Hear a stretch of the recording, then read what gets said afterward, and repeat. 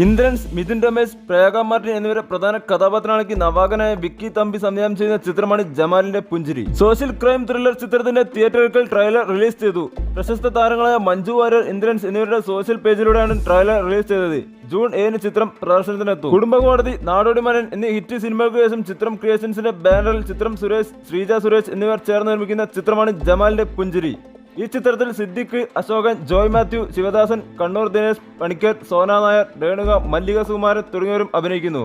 ഒപ്പം പുതുമുഖങ്ങളായ സുനിൽ ഭാസ്കരൻ, യദു കൃഷ്ണൻ എന്നിവരും. തെന്നിന്ത്യയുടെ സൂപ്പർ താരമാണ് അജിത്. സോഷ്യൽ മീഡിയയിൽ അദ്ദേഹത്തിന്റെ വിശേഷങ്ങളെല്ലാം തന്നെ വളരെ പെട്ടെന്ന് തന്നെ വൈറലുമാകാറുണ്ട്. ഇപ്പോൾ ഗുഡ് ബാഡ് ആഗ്ലി എന്ന പുതിയ ചിത്രത്തിന്റെ ഷൂട്ടിംഗ് തിരക്കിലാണ് അജിത്. ഹൈദരാബാദിലാണ് ചിത്രത്തിന്റെ ഷൂട്ടിംഗ് പുരോഗമിക്കുന്നത്.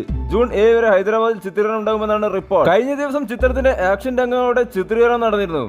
ഗുഡ് ബാഡ് ആംഗിളിയുടെ രണ്ടാമത്തെ ഷെഡ്യൂൾ റഷ്യയിലാണ് നടക്കുന്നതെന്നാണ് വിവരം. ചിത്രത്തിൽ നായികയെ നയൻതാരയും ശ്രീലീലയും പരിഗണിച്ചിരുന്നതായി ആദ്യം റിപ്പോർട്ടുകൾ പുറത്തു വന്നിരുന്നു. ഇപ്പോഴത്തെ കീർത്തി സുരേഷ് ചിത്രത്തിൽ ജോയിൻ ചെയ്തതാണ് വിവരം. ആദ്യമായാണ് അജിത്തിനൊപ്പം കീർത്തി സുരേഷ് സ്ക്രീൻ പങ്കിടുന്നത്. SJ സൂര്യ, സുനിൽ, നസ്ലിൻ എന്നിവരും ചിത്രത്തിൽ പ്രധാന വേഷത്തിലെത്തുന്നുണ്ടെന്നാണ് വിവരം. മൈത്രി മൂവി മേക്കേഴ്സ് നിർമ്മിക്കുന്ന ഗുഡ് ബാഡ് ആംഗിളിൽ ദേവി ശ്രീ പ്രസാദാണ് സംഗീതം ഒരുക്കുന്നത്. അടുത്ത വർഷം പൊങ്കലിന് ചിത്രം തിയേറ്ററിലെത്തും. മാർക്ക് ആന്റണിക്ക് ശേഷം ആദ്യം സംവിധാനം ചെയ്യുന്ന ചിത്രമാണിത്.